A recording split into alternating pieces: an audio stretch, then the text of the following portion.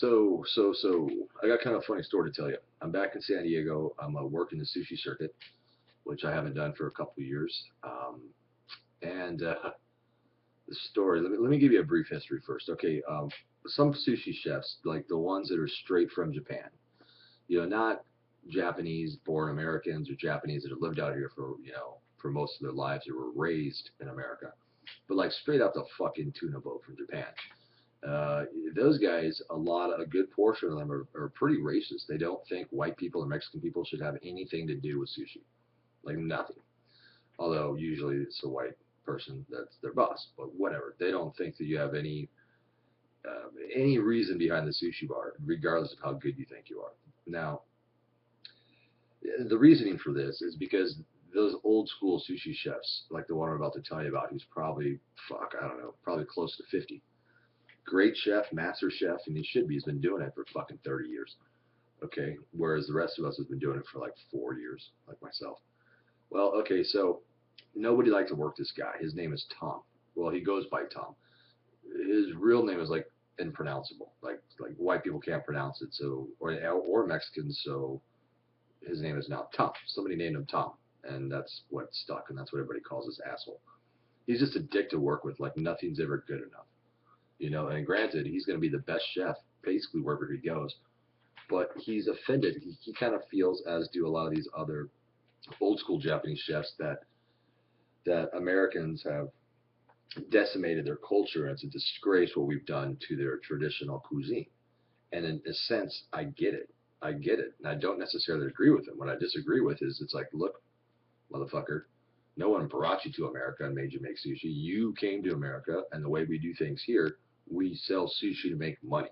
Okay? That's what it's about, money. We are a capitalist society, and but most sushi chefs will know how to make traditional sushi. I was trained to make traditional Japanese sushi and American style sushi, and the difference is, well, I'm not even going to go to that. Let's just say, like, there is no such thing as a California roll or a Vegas roll, and I don't, maybe not even a rainbow roll, which is fairly common. But so there's a lot of stuff that just wouldn't fly in Japan. Um, anyway, so I'm going to this interview at this nice resort in San Diego on the beach. And I do the interview, and they're like, oh, "Okay, cool. Yeah, we're going to call you back for a second interview. Bring your knife so we can see what you're capable of doing, because then we're going to know if you're good enough to work here, and depending on how good you are, what we're going to offer you as pay." That's not uncommon. And I said, "Okay." He's like, "Well, let me show you around to the sushi bar. I want you to meet head chef Yakizama Gomo Boo whatever the fuck. Nobody can pronounce his name." So I said, "All right, cool." I go to the sushi bar, and he's like, Yakizama Gubu Bobo. It was like, "I want to introduce you to a guy that we're considering, to work here. His name's Zach." And it was Tommy, and he's the head chef. I was like, he picks his head up and goes, "Zach, what you do here?" I was like, I just come to visit my favorite chef, Tommy." He's like, "No, you lie. You try to get a job, huh? You try to get a job?" I was like, "Yeah, yeah." It's like, "No, no. No, be sushi. No, maybe kitchen, but no sushi." I was like, "Yeah, yeah, that's funny, Tom." I had to save face because my big boss, his boss too, was with me, which is a white guy. And Tom was like, "Oh yeah, you Chitty. You Chitty." I was like, "You Chitty?" I'm like, "Usually? What's that mean?" And even in Boston, I know what it means. He's like, "No, no, no, no, you Chitty. You Chitty." It's like, "Okay, I'm Chitty. What is you Chitty? Usually?" "No, you Chitty chef. You Chitty chef." It's like, oh, I'm a shitty chef."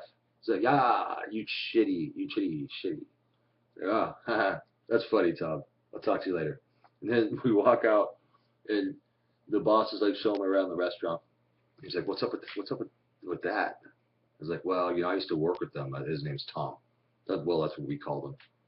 He's like, "Do you have a problem working with him?" I was like, "Absolutely not," which actually I do. But I had to save face. I had to lie because I want the job. Like, nah, nah, we just joke around a lot. There's a cultural difference, and he's kind of got an arrogance about him. But no, I worked with him, and I did for over a year. I was like, "Nah, he's cool. He's cool." I mean, which I'm totally lying to my teeth. I want to say like he's a Japanese racist piece of shit who thinks he's better than everybody else, and he's fucking yeah. But no, of course I couldn't say that. Well, He's like, oh, okay, so long as you're okay. I said, well, what happened if he's not okay with it? He's like, don't worry about him. I'm his boss. I do the hiring. So long as you can perform and you guys get along, it's cool. I said, oh, no, we get along fine, which is, again, a total lie. I didn't want him to think that there'd be an issue between Tom and I. Yeah, so that pretty much it. I didn't even bother to go back to the interview. Like I had my second interview where I was supposed to perform. I didn't even bother to go back because I can't work for somebody like that. I mean, I could work with him like shoulder to shoulder when we're on the same level because then when he became a dick and be calling people, you chitty chefs, I'd say, Tom, fuck off, and there ain't nothing he could do. But now if he's my head boss and I'm going to take that type of abuse, oh, I get fired because if I told him to fuck off and he's my immediate boss, good chances you need to find another job. But that's it. You chitty chef.